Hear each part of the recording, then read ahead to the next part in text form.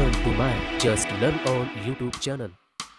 Before watching this video, please subscribe my channel and press on the bell icon button which will receive all new videos notification. Truth English Workshop My English Book 8.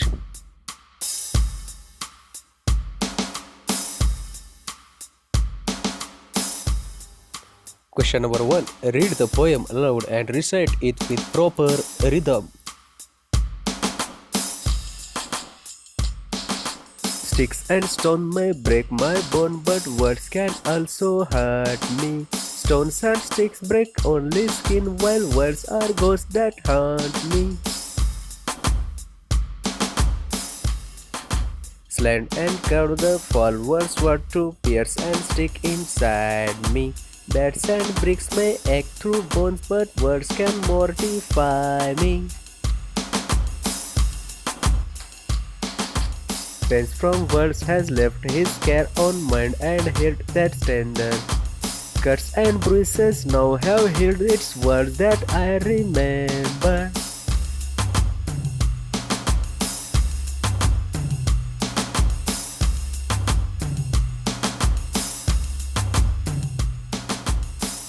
Now question number 2. Find from the poem 2 lines, each that contains the following figure of speech. A. Alliteration. Number 1. Sticks and stones may break my bones. Number 2. Stones and sticks break only skin. B. Repetition. Sticks and stones break my bone. Stones and sticks break my skin. 3. A. Pick out from the poem the synonyms of injury, cut or bruises, delicate, tender, ache, pain, embarrass, mortify, cured, healed. B. Pick out from the poem the antonyms of forget, remember, flat or straight, curved, make, break, outside, inside.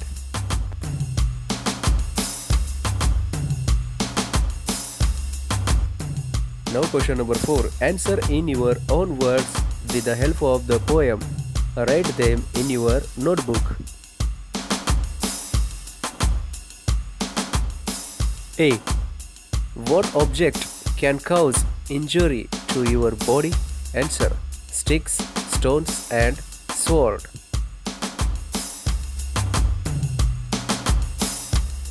B. How do harsh and bitter words hurt the poet? Answer. Harsh and bitter words hurt the mind and heart.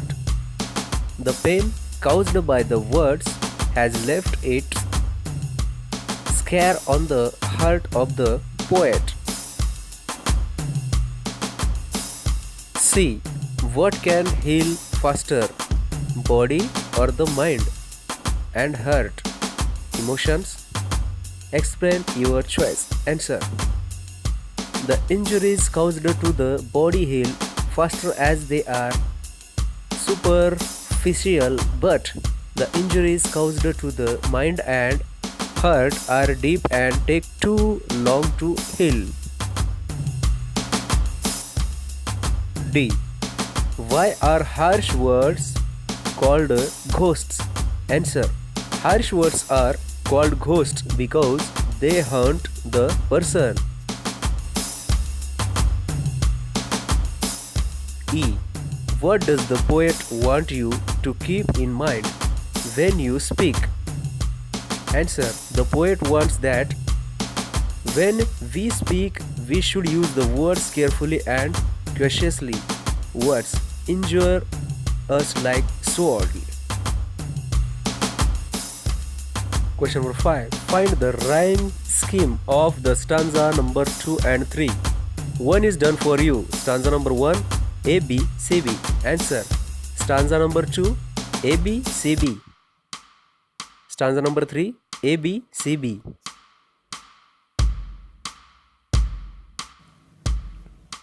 Question number 6. Just as words can hurt and leave a scare on the mind and heart, Words can also heal a person in distress.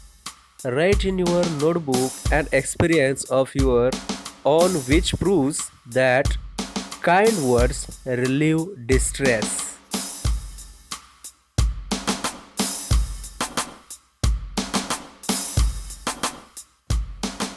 Answer. As above given, the words can comfort also. They comfort us when we are weary. Reassuring words from our parents and teachers can motivate us to work. Comforting words lessens our sorrow. Helping words will make us forget our failure and make us try again. In this way, the words mortify us as well as glorify us.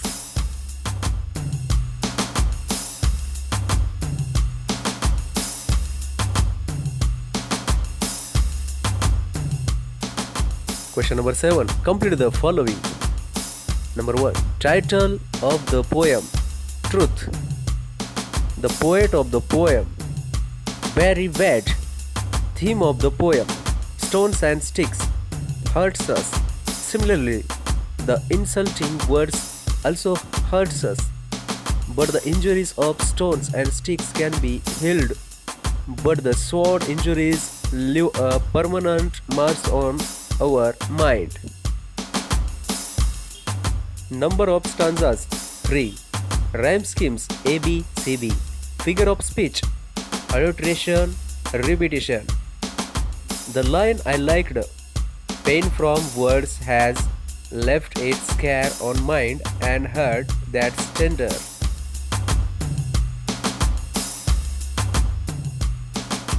8. Summarize the poem in short in your own words. Answer. Truth is a very nice poem. The poet Barry Wade addresses the reader to be careful about the use of words while speaking. The poet says that the weapons like sticks and stones can cause physical injuries which are healed in a short time because the injuries are skin deep only. But the harsh words hurt the mind and bleed the heart, so even after the injuries are healed, the deep scar is left on the heart.